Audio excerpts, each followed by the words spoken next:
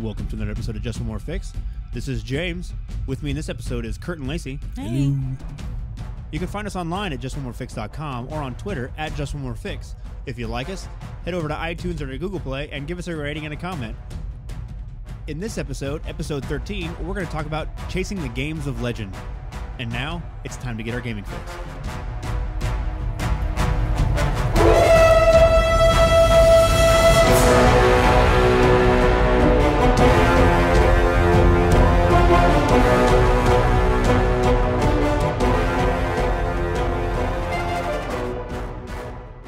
Welcome to Just One More Fix. Only got one announcement today. We're kind of gave you guys the heads up that we're going to do a small contest, so a little giveaway. Here's what we're going to do. We want to try and grow our Facebook and Twitter community. So if you guys follow us on Twitter or join our Facebook group, which both are linked at just on the website, justonemorefix.com. On Twitter, we're at Just One More Fix, and then on Facebook, we are Just One More Fix Podcast. If you find us on there and like us and share something, we will enter you into a contest. So the contest is going to run from the time this episode drops, and it will finish on January 2nd, and we will make the announcement for the winner on the episode January 4th, and we'll also contact them by email or by Twitter or by Facebook or whatever it is. So what we're going to give away is we've got extra copies of Fiasco here. Ooh. What a terrible problem. Oh, no. Right. So we are going to give those away, and we're also going to review that game. So if you haven't heard of Fiasco or played it, on Friday, we're also going to drop our review of it so you guys can kind of get in here for what it is. It is an indie game. It is awesome. It's a lot of fun, so you guys have to check that out. So just to reiterate, find us on Facebook and on Twitter. It's Just One More Fix Podcast on Facebook, and on Twitter, we're at Just One More Fix. Find us, follow us on there, and share something, and we will enter you into our contest. We're going to do one drawing for Facebook and one drawing for Twitter. So there's a chance, to enter on both sides there. Check out the webpage. We'll put the rules on there. Yeah, the details will be on the website. Also, the links to the Facebook and Twitter are on the top banner under the appropriate logos for Facebook and Twitter. And if you're looking for Fiasco, it's by Bully Pulpit Games. Yep, awesome game, a lot of fun. So also look for the review on that on Friday. It's a good time. So now to jump into our main topic for today, we're going to talk about chasing that game of legend. So let me set this up a little bit. So what we're talking about is... Can we call it Chasing the Dragon? I guess it could be Chasing the Dragon. I don't know. It sounds inappropriate. That's not somehow. a term that's already taken, right? No, I'm sure that's it's actually fine. what they say when you smoke opium. You're chasing the dragon. I knew that. Okay. That's why I think we should call I it didn't Chasing the because, Dragon. Because, dragons and D&D and... Opium. What do they call it? Opium. What are you talking about? A double entendre or something like that. Isn't that Dual like meaning. an entree, right? Isn't that what you Double get? entree. A double entree. Alamo. All right. So anyway, we all have had those games where we ran them and they were as perfect as they could be. I've never had that. They were hitting on all cylinders, and everybody's having a great time. So you've ran that game. Nope. And now you're at another... Or played in one. Oh, yeah. okay. Yeah. Yes. And you're sitting at a new table with new players, and there's a lot of people that I've seen that try to run the same game again. And James has a problem with this. I don't know that I have a problem with it. It's just not the way that I find compelling and interesting. Well, I mean, and there's two ways I think to approach that. One is hoping that you're going to run like Monopoly, where it is in essence the same game every time. Oh God. No, it's not. I crush. Oh, you didn't have to play with me Every time. Yeah, I win every time. All right. Well, it depends on the way you approach this. I mean, I actually have had this experience. Upstate, with another gaming group. Is it okay to talk about another gaming group with a new group? Where I ran an only if you're not still dipping in the other old gaming group too. Okay, yeah, they're aware we've broken up, so it's okay. So it's fine. But we ran this like homebrew epic fantasy, and it ran for 3 or 4 years, something outrageous like that. Then I had some time off, and I came here to this group, and after a period of time of settling in when we all got comfortable with one another, I ran the same world again. I'm not going to say I ran the same game. It was the same world, the same setting. Even the setup was similar, but it definitely was not the same game. The players went after completely different objectives. They played the game differently. They interacted with people in the world that the other group never even touched. But your setup for the game was the same. Yeah, oh yeah. Yeah, no, it all started from that initial starting point. There was that point of departure where you guys stepped in and said, all right, we're going to go do what we want to do, and I think it turned out pretty well. I had a good time in that game, and it was new to me. I guess I'm taking this from my perspective why I don't like it, because obviously when you ran that game, I had no idea. I mean, you had mentioned you ran a game similar to that, but like I hadn't been in it and I hadn't experienced it, so it was new to me. Where I kind of come down on it is that it's not compelling to me as a game master. Like, I've told that story, whatever it is, and half of the enjoyment at the table is for myself, you know, like running the game, and I don't find telling the same story compelling. It's just not interesting to me. Well, I get where you're coming from. I but know all the major plot twists that I've got built up, you know, and granted, the players will interact with them differently, and I understand that, and I think that's where we're having the miscommunication. It isn't as interesting. We're having the miscommunication here because it's like saying I've run a World of Darkness vampire game. You know, I don't want to run that again because but what I'm saying is I've already run a vampire game. No, but what I'm saying is I'm not going to run a game in Chicago where you play neonates again with the same vampire leadership that's established in the city another time. Really, see, you wouldn't be curious where new players would take that plot because after about session 3 or 4, if I remember correctly, you went off in a completely different direction. But why not just run another game where you're going to go off in a completely different direction out the gate? Because when I run that game a second time, I don't find that compelling. So then I'm not my where I come from is that you're never going to rekindle that same excitement of that game because that game was new hotness. I guess what I'm saying is that coming from the operating off the premise that it's a social contract and we're all here to enjoy it and have a good time. And I think sometimes that people don't include the game master in that as much as they should. Game master is there to serve. But you're there to have a good time. Yeah. And this may just be me, and I may be the odd man out, which wouldn't be a new thing. But I just don't find it as compelling to try and find how you're going to do something new when I can just do something new out the gate. Yeah, and I think it very much depends on how you write your adventures. If you have a sandbox, in essence, world in which I've just simply set up tons of stuff, and I found it compelling in the sense that I had fun. It's like rereading a book you've already read. I don't reread books. There you go. So that's and maybe so why. I will no, and that's just it. But it's different in that I can pick up the book. The characters are the same to begin with, but then after the end of the first chapter, it's the same world, but everything's different. You know, it is entirely possible for Mr. Darcy to have run off with someone else. You know, if quite literally the book doesn't that suffer from the sequel problem though? Where no, but see, it's not a sequel because it's not the same set of characters so how about doing a reboot it over. Then? So is the new Spider-Man as good as the or whatever your chosen movie is? All right, I don't want to offend half of the listening public out there. So just start off by saying I've never seen a Spider-Man movie. Well, but that might that's just as an example. That offends everyone. They keep rehashing all these movies, right? Because they don't, for whatever reason. And see, you can't win with this one. I don't think that they're as good as the because when you watch it the second time, it doesn't push the emotional buttons that it did at the time because it was so cool and so new and everybody was so excited about it. There are some remakes that do justice to the original film. For example, The Omen, the remake of The Omen. But that's almost shot for shot the exact same movie. Yeah, and but yet it is a different movie and you find different things to appreciate. 13 Assassins. I think what it comes back down to is in this case, you can't be right, and neither can I because this is a personal preference issue. I don't disagree, and where I'm coming down on this is I will admit that it's just not for me, but I wonder how many, would your time be better spent instead of trying to recapture an old feeling to just make a new one? Yes, if that's what you're trying to do. If you are trying to come up with an entirely different set of experiences, then it's not. And that's the way I approach it. Like if for some reason I should have to leave and go to California for some reason, I am just as comfortable going to, in fact, even more so now because even more of the world is fleshed out, going back to that shelf, pulling that binder off of the shelf, refreshing myself of where everything is at and going, this is ready to play.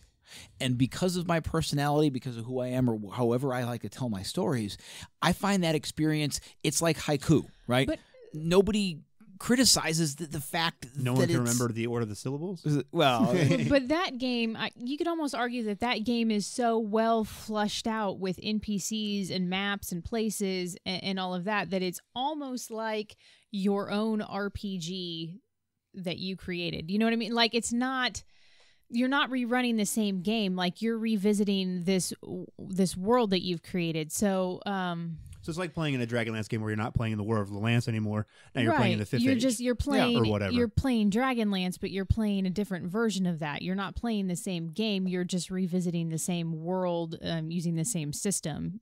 Exactly. I think what James is talking about, and I agree completely on this, is that if you ran a game with friends, let's say even 5 or 10 years ago, do not go back and try and recreate that exact same game with this, especially with the same people. Or even different people, and expect to get the same results. So you can have the same setting and the same people you're interacting with, and that's okay to do. But you can't ever recreate the same plot. You can't use the same plot points and the same conflicts and things because that's not going to work. Yeah, because a player's primary purpose is to destroy whatever plot you've written. But you can still like work them through the same plot if you really wanted to, because if you think of I can't. Yeah, but you can because if there's So okay, but isn't that what you're saying that we shouldn't do? Yes.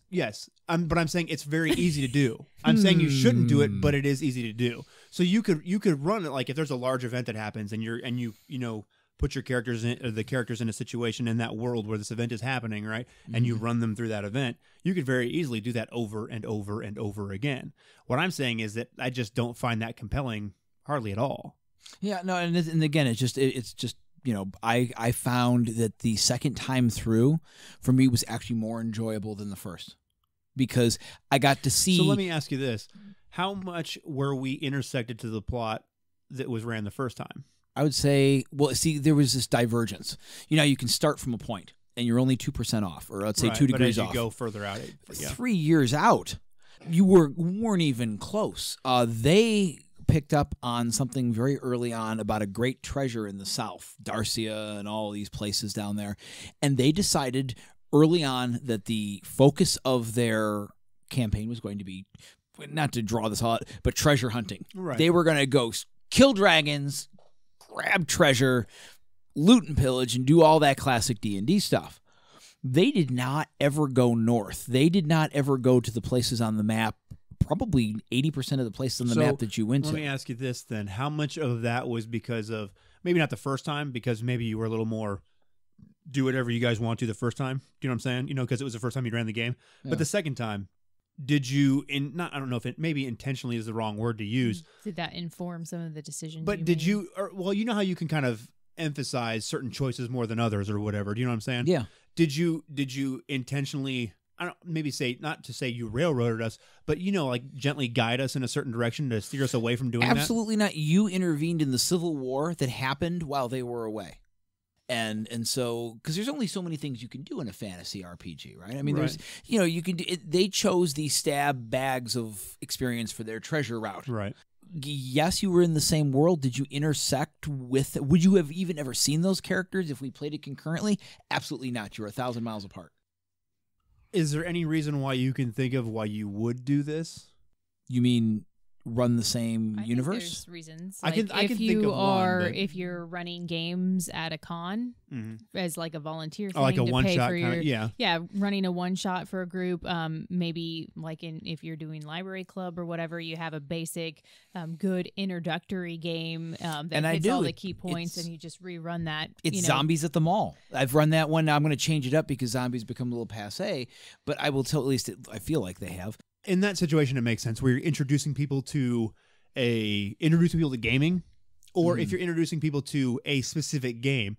So, like, The Sword is a pre-published adventure for Burning Wheel, right? Yeah. And the way it's set up is it's built in such a way to teach you all of the pieces of the game. Oh, I see. Okay, tutorial versus campaign. Exactly. Obviously, it's two separate things. Exactly. So, yeah, I'm talking about a tutorial here. Right. Well, so, like, that's what I'm saying. Yeah, I think it makes sense to do those because, especially like with more crunchy games where there's more moving parts and components, it makes sense to do those when you're like, so if we have a new game, a group of new gamers or whatever, and I'm going to introduce them to Burning Wheel or whatever game it is to run their introductory adventure, because those ones, if they're put together well, they have all the individual components are hit. All the highlights of what makes Burning Wheel are hit in that adventure. So you can see how it works. Yeah. So you know it's capable of. So in that situation, I think it makes sense. But is there any other, besides like introducing new players or introducing a new system to players, Is there any reason you would see to run a game again? Now, there's a lot of folks who are big fans of a particular intellectual property. I know I have a ton of kids who are big fans of Attack on Titan, who are big fans of Sword Art Online. Okay, they could run, but see, it requires a significant, and as you call it, the social contract. It's one of those things where if you all agree that you love this particular intellectual property, and as long as the game master isn't just simply going to rehash the same story, and that's the killer. Well, see, because I think back to my early times when I first started gaming, in 2nd edition, they put out modules to run you through the actual first series of Chronicles in Dragonlance. And we got those because we were huge fans of Dragonlance. And as we got to playing them, it runs you through the books. And everybody knows the choices that you're supposed to make because everybody had read the books. And it was like, this is not fun. We already know what's going to happen. You know what I mean?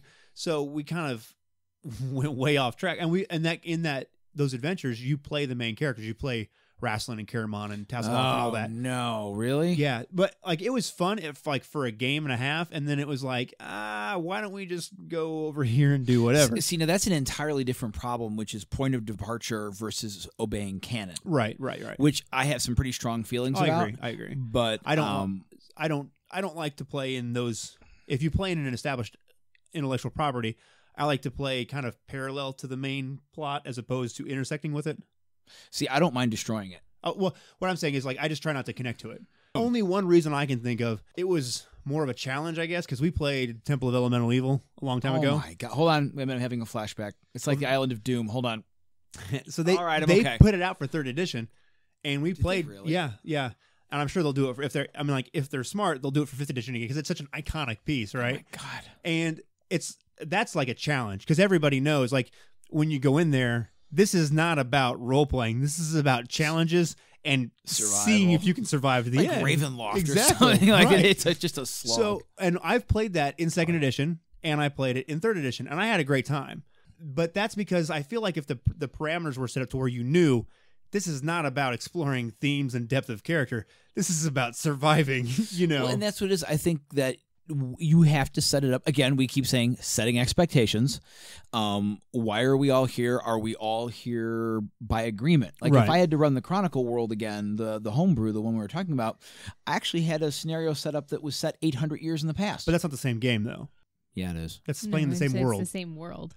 It's not the same. That's not the same game. Oh, yeah, it's just set in the historical context where you get to destroy the written history. So, but other than that specific, with Temple of Elemental Evil, really, I thought that was is there any other situation where you would? Because I see that now they're reprinting lots of adventures from 1st and 2nd edition, like pre-printed adventures, and they're reprinting them now. Well, I think it's different if you're going through them for nostalgia reason. Yeah. I mean, that's a whole, again, perfectly valid reason to play. I mean, I'd pull out the 1st edition books if for no other reason. Then it gives you warm fuzzies. It's nostalgic. Yeah. I agree. I don't know that how much I would, after a game or two, if I would still be. Depends on the writing. How into it or whatever, but it's just like black and white film. If the director's good, if the story's good, you might hang around for it. Here's the problem, though. A lot of those old adventures, the story's not so good. But it's where your director comes in. Because we've all seen bad movies that, great director, they managed to pull it off, but... You can't save a crappy script. Nope. You can't save a bad script, no. So how do you feel then about replaying the same PCs? Ambivalent. I mean, starting them over again or continuing No, I mean, them on their okay, so journey? I made, okay, so I'll just give you an actual example. I made a gnome bard that I absolutely loved. I know everybody's chuckling right now, like a gnome bard. Are you serious? Anyway, so I'm too busy trying to get my head around it. The character's name was Eliwick Badgerknackle, and I had a lot of fun playing that character. So do you think it's okay for a player to reuse a PC that they really enjoyed for a different game? Yes. I'm trying to remember when you did it. Did you actually remake the entire character, or did you just take the character and move them into the new game? Do you remember? Well, that one was different because we started off playing as first level characters, and then the GM, the GM changed it to an epic game, and we all just leveled up our characters 20 levels. I wanted to play an epic level game in 3rd edition. And we didn't want to play it for 20 years. A 20th level gnomish bard. Yes. We were Yeah. operating under the assumption that we were never actually going to make it to 20th level Bards because get a lot cooler gamer at level ADD 20. happens, and Everything gets cooler. My coffee cup gets cooler at level 20. So, I mean, that's okay. Is that okay? Or is that, Are you having fun? Is everyone having fun? yeah, like Then it's probably okay. right. Like I don't know that I'm trying to think of a situation if I've done that. I don't like that's your character. You can do whatever you want because that's. I don't know that I ever, remade that character for a Mhm. different game. I've had some other characters that I, really loved too, but Right. also that haven't been remade. There's been a couple of times when we played one game with you have 2 or 3 players in this one game, and then 2 of those players leave and you only have 1 left, and then you kind of revisit that game later and they keep their PC, and the other people that are new to the table make new ones to go along with it. So it's basically like playing in an entirely different game with the same Right. character, but It's one of those things where I honestly, as long as it fits, Well, yeah, I think because like why not? for running a game, I think that's. I mean, like that's a personal choice for the GM, I suppose. Yeah. Operating off the idea that none of the players have played in the game, that's just a choice of the GM. And I think the same thing for this for characters. If it's like the character only affects you, unless you sit unless down it's a and level system and one of the characters is going to roll in at level 12 and the rest are all first level. I mean, obviously we or if you have a character that everyone else at the table finds terribly Yeah, that's where annoying I was going. that you're continuing to rehash. Yeah. So like if I've my character just you can't stand the theme of him or whatever, then I don't think it makes sense to do because that's violating that social contract of, oh my God, please don't do that again. It was so terribly annoying for 20 levels or whatever it was last time, But I will say that I have made a character, whatever, had fun, and the game ends as they do. Yeah. And so when I make characters, I usually make them around some kind of a theme that I want to kind of explore in that character. Mhm. And I have I wouldn't say I remade the character exactly, but I made a character that was based around the same theme. You know what I mean? Yeah. And that I didn't mind doing because it was like, for me, I wasn't done exploring, that character type or whatever it was. Yeah, no, I would. It's one of those things, and gets into that territory. As long as you're having fun, everyone else is having fun too.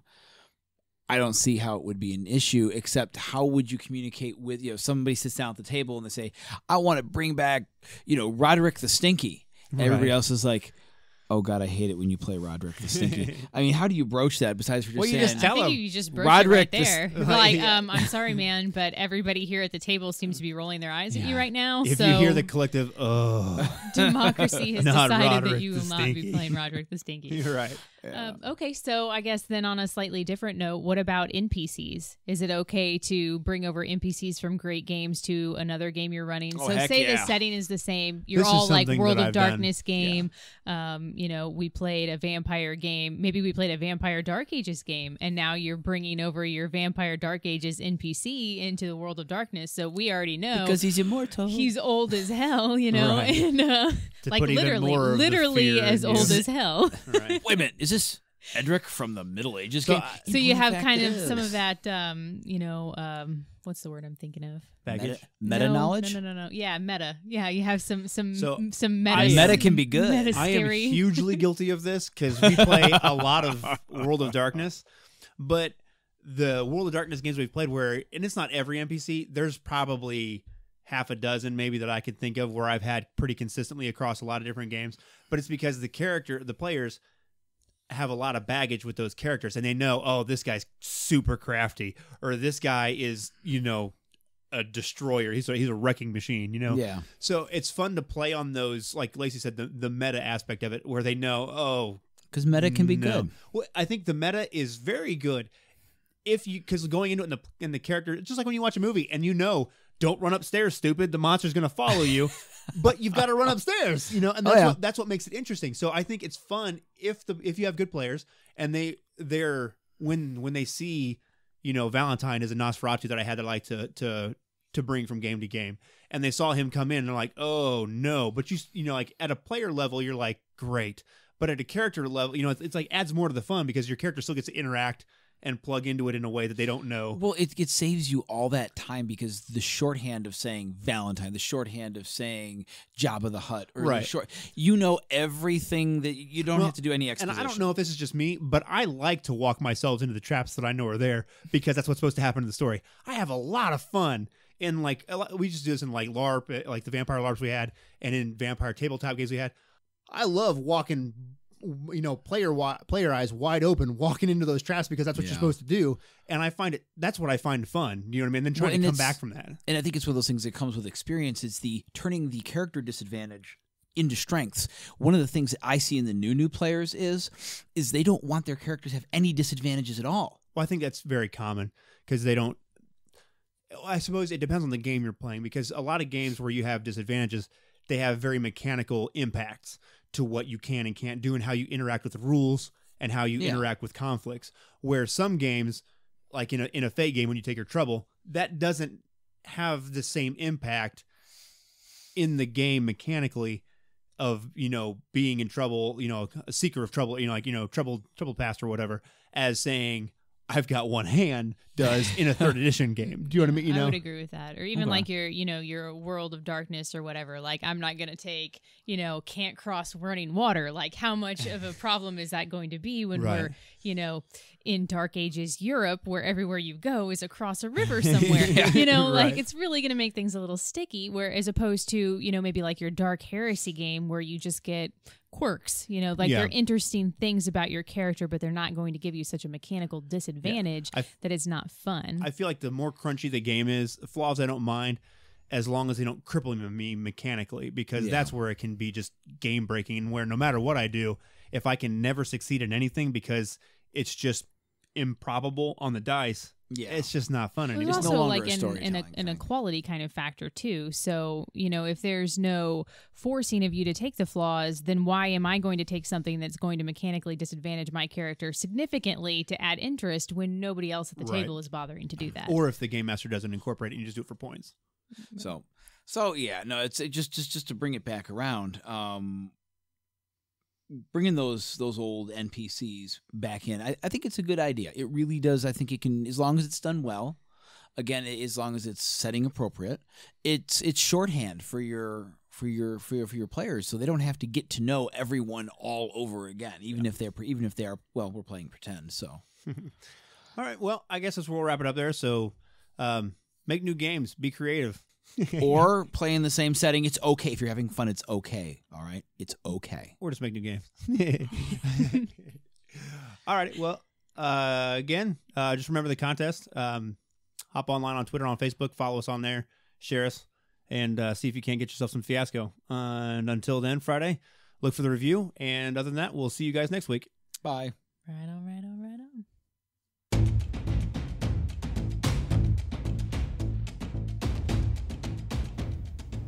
Thanks for listening. This has been another episode of Just One More Fix.